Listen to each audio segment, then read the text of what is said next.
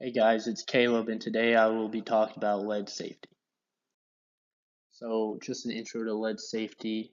Lead's a heavy metal at room temperature and pressure, and this standard includes the lead element, inorganic compounds, and lead soaps. And a very important point when talking about lead exposure is the permissible exposure limit, the PEL, which OSHA has set at 50 micrograms of lead per cubic meter of air per 8-hour workday over an average. And this is a point at which you should provide proper equipment, safety standards, training to keep your workers safe. And the action level OSHA has set at 30 micrograms of lead per cubic meter of air over an 8-hour workday. And the action level is a point at which you should start taking safety precautions and checking, monitoring the lead, but you don't need full equipment yet. So lead exposure in industry is in at least 120 occupations, but the main ones I have here, such as lead smelting, battery manufacturing, lead pigment, etc., etc. And the standard is talking about lead that you inhale or ingest. Any lead that you can be absorbed through your skin into your blood is not covered in this standard.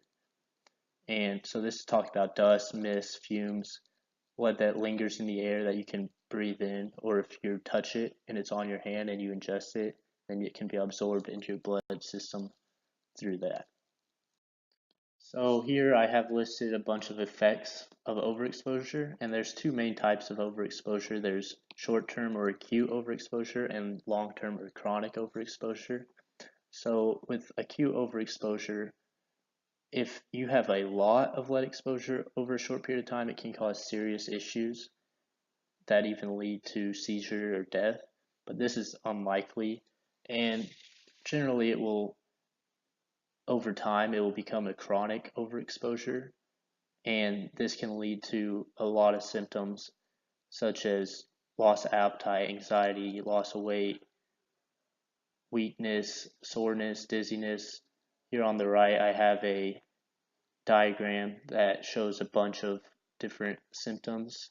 I'm not going to read through them all, but then if you are exposed to a lot of lead over a long time, it can create more serious issues that affect your kidney system, make you lower your reproductive drive, like your sex drive, or make you sterile even. And also, if you're pregnant, it can has a risk of causing problems with your child, such as birth defects, mental disorders, even early death, and it can also result in death after a long-term exposure to lead. So if you're in an occupation where there is lead exposure, the employer is required to monitor that before you work there and determine how much lead you will be exposed to. So this goes back to what I talked about earlier. If the lead is determined to be over the permissible exposure limit, the PEL, then you must have go through the required safety actions, required PPE, and all this stuff. If it's between the action level and the PEL, so between 30 micrograms and 50 micrograms per cubic meter of air over an 8-hour workday, then you don't have to have as many safety uh, equipment while working, but there are certain precautions you need to take, like housekeeping and cleaning yourself, and then do regular monitoring to to to make sure it doesn't go up and you are actually being exposed to more lead than you think. So if it's below the permissible exposure limit but over the action level, you should recheck it every 6 months. But if it is over the PEL, you need to remonitor the air every 3 months just to make sure that you keep track of how much lead your workers are being exposed to.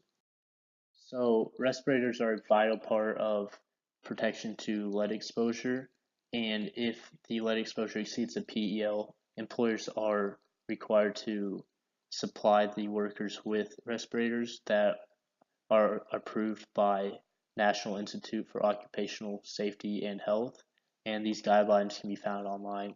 And then they are also required to give proper training and instructions so that the workers wear them correctly and maintain and clean them correctly.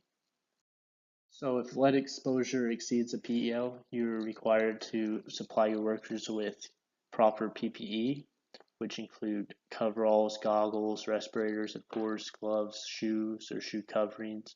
And then you need to maintain them. So if your goggles are cracked, you need to replace them, keep them in proper condition.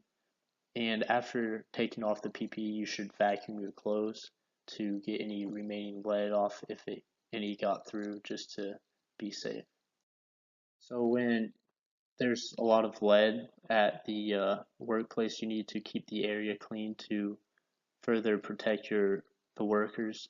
If there's accumulation of lead dust, you should vacuum it up wherever you can. If you can't vacuum it, you can sweep it, but you never use compressed air. You should also provide changing room showers, filtered lunchrooms, so that the workers can be safe during all other times of their day. And if the workers are frequently exposed to lead, they could get periodic medical checkups to make sure that they're not getting too much exposure, or if they experience any symptoms of lead poisoning, they should immediately seek medical help. And here are my references. Thanks.